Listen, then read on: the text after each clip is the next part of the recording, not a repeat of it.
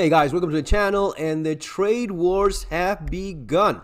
As always, if you enjoy the contents of the channel, do subscribe. If you want to learn more about all of this stuff, you have my books, which you see over there, which are available in the links down there in the description. Get them while you can, read them while there's still time.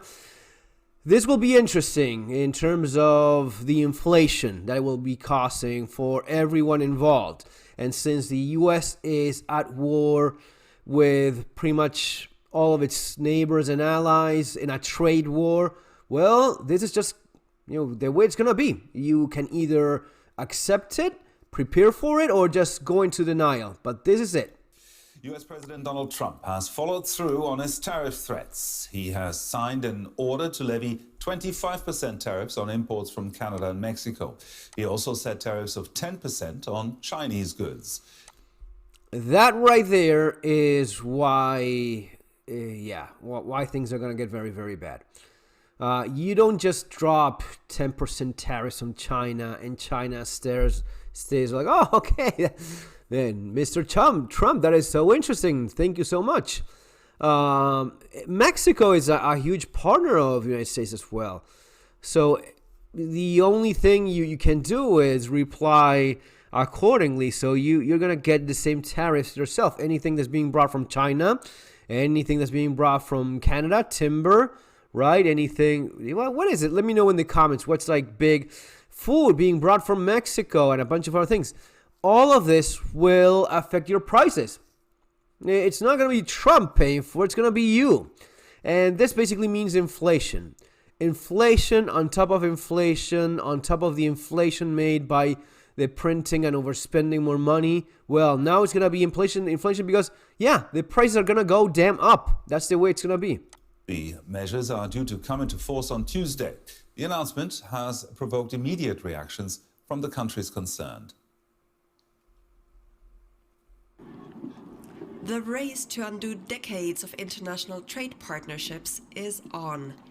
Even though the threat had been looming over major U.S. trading partners ever since Donald Trump's campaign for president included talk on tariffs, there were stunned reactions across the globe to the newly announced tax hikes. Canada and Mexico were both quick to retaliate. Like the American tariffs, our response will also be far-reaching and include everyday items such as American beer, wine, and bourbon, fruits and fruit juices.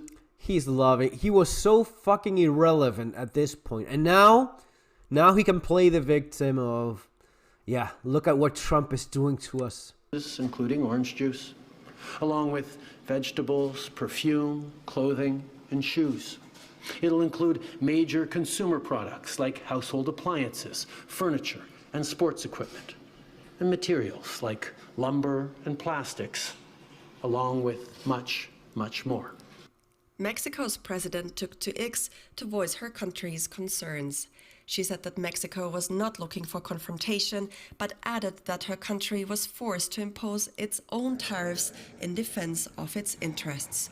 Both Canada and Mexico will mimic the US numbers and implement in their turn a 25% tariff rate on US goods.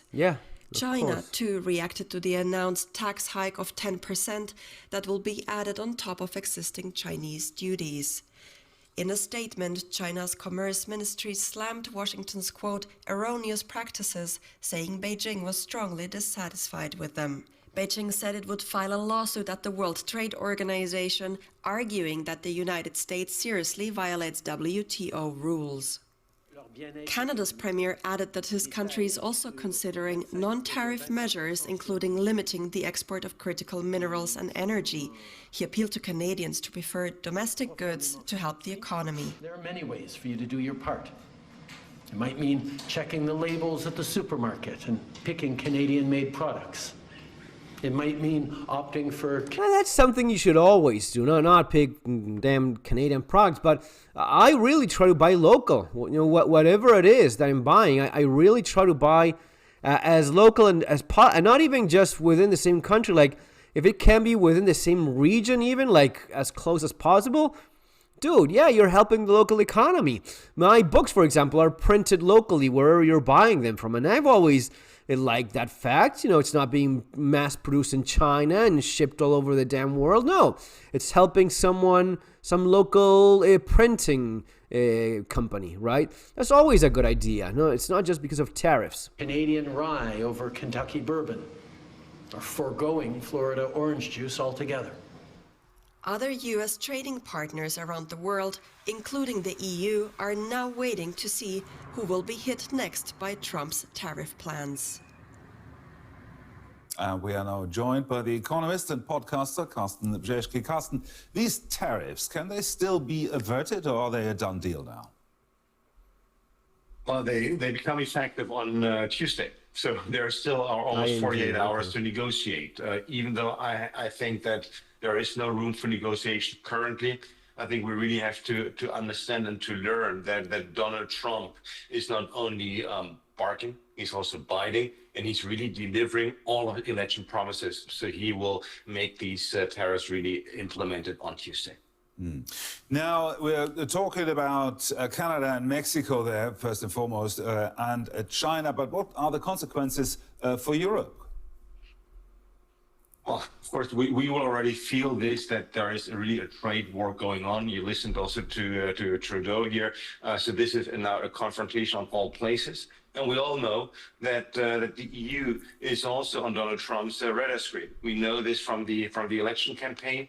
The only difference right now is that there is still a reported investigation, official investigation going on, which then will be concluded before April 1st.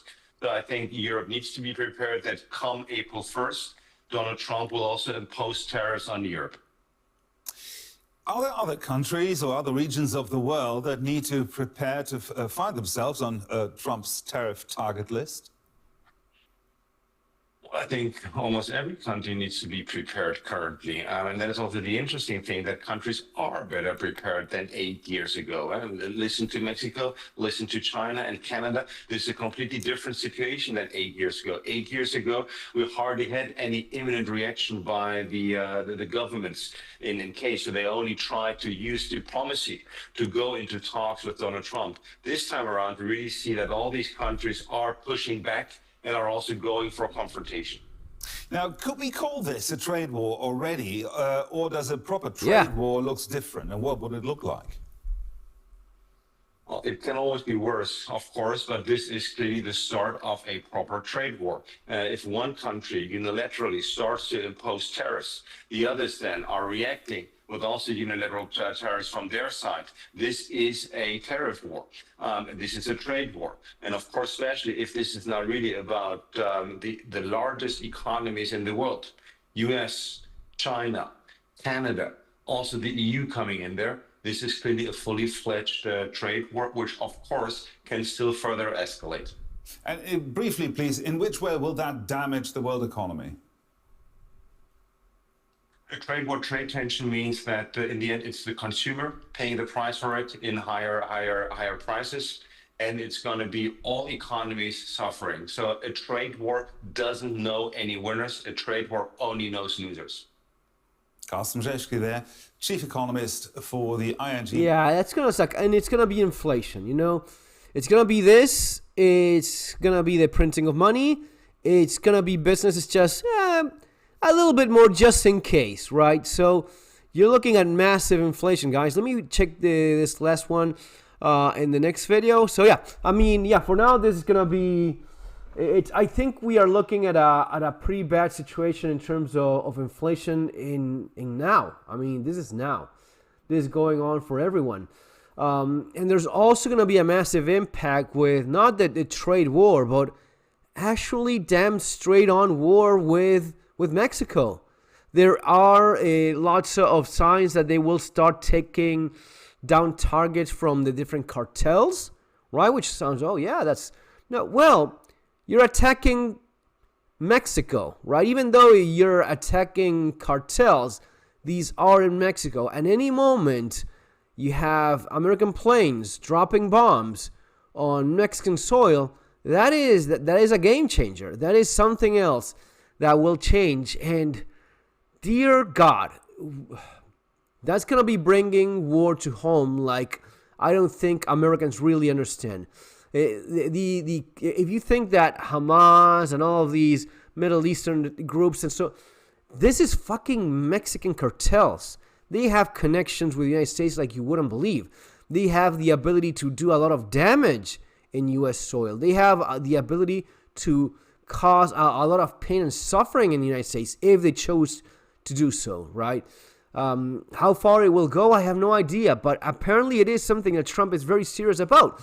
So we'll see how it continues from that point on. But yeah, it's very concerning why this is going on, right? It's very concerning how this can definitely impact the quality of life of everyone. See you next time, guys. Take care.